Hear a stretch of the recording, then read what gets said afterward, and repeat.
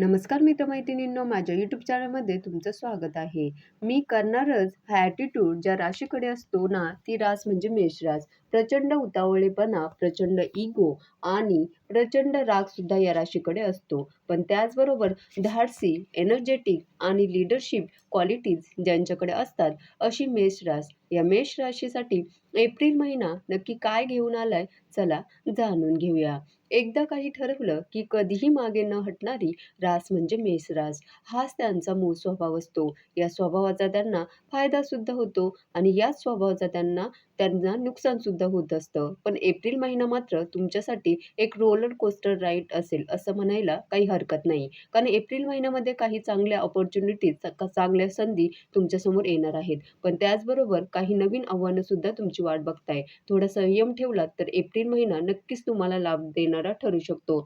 महिन्याच्या सुरुवातीला काही ग्रह तुमच्यावर थोडा तणाव वाढवतील. कारण तुमचा थोडा खर्च वाढेल, तुम्हाला थकवा, थोडासा गोंधळ जाणवू शकतो. पण 14 एप्रिल नंतर मात्र तुम्ही पुन्हा एनर्जेटिक आणि कॉन्फिडन्स फील कराल. म्हणजेच काही उत्साही वाटेल, तुम्हाला आत्मविश्वास तुमचा वाढेल. पहिला अर्धा महिना थोडासा स्ट्रगलचा किंवा ताणाचा असेल आणि दुसरा अर्धा महिना तुम्हाला सक्सेस देणारा असेल, यश देणारा असेल. करिअरच्या बाबतीत सांगायचं झालं तर कामाचा लोड वाढणार.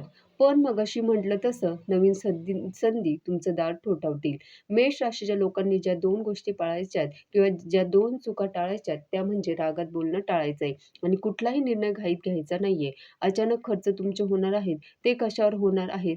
तर ट्रॅव्हलवर होऊ शकतात. अर्थात प्रवास करावा लागू शकतो. तब्येतीवर सुद्धा तुमचा थोडासा एप्रिल महिन्यामध्ये खर्च होऊ शकतो. त्यामुळे सेव्हिंगकडे महिन्याच्या सुरुवातीपासूनच लक्ष द्यायचंय. जे खर्च टाळता येतील ते टाळायचे आहेत. अननेसेसरी शॉपिंग किंवा अनावश्यक गोष्टींची खरेदी ज्याला आपण म्हणतो ती करायची नाहीये. आणि फार मोठी इन्व्हेस्टमेंट जर तुम्हाला करायची असेल, त्यासाठी तज्ञांचा सल्ला घेणं आवश्यक आहे.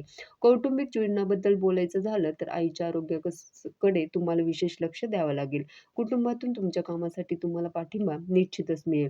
थोडासा तणाव सुरुवातीच्या काळामध्ये एप्रिलच्या सुरुवातीच्या काळात कुटुंबामध्ये असेल, पण हळू एप्रिल महिना जसा पुढे जाईल तसा तणावसुद्धा कमी होईल. या महिन्यात जे ग्रहमान आहेत ते आर्थिक नियोजनासाठी प्रोत्साहन देणारे आहे. फक्त अविचारी खर्च टाळून दीर्घकालीन गुंतवणुकीत जर तुम्ही थोडंसं लक्ष केंद्रित केलं, तर तुमची आर्थिक बाजू नक्कीच मजबूत व्हायला मदत होणार आहे. त्याचबरोबर एप्रिल महिन्यामध्ये शैक्षणिक प्रयत्न आणि कौशल्य वृद्धीसाठी काळ अनुकूल असणार आहे. नवीन विषयांचा अभ्यास करा. आपलं ज्ञान वाढवण्यासाठी कार्यशाळांमध्ये सहभागी व्हा. सर्वोत्तम शैक्षणिक परिणामांसाठी एप्रिलच्या अखेरचा काळ अतिशय उत्तम असणार आहे. अभ्यासात शिस्तबद्ध मात्र राहा. एप्रिल महिन्यामध्ये महत्त्वाच्या तारखा तुमच्यासाठी असणार आहेत. 15 एप्रिल, 20 एप्रिल आणि 28 एप्रिल. आता 28 एप्रिल बौद्धिक कार्यासाठी उत्तम असेल. 20 एप्रिल हा करिअरमध्ये अनपेक्षित संधींचा लाभ देणारा असेल. 15 एप्रिल तुमच्या प्रेम जीवनासाठी महत्त्वाचा ठरेल.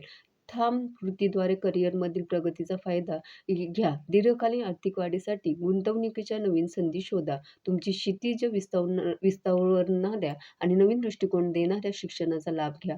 अनुभव घ्या. मंडळी, मेष राशीच्या लोकांना 7.5 चालू आहे. पण ह्या 7.5 काही उपाय करा जेणेकरून तुम्हाला त्याचा लाभ होईल. धन्यवाद.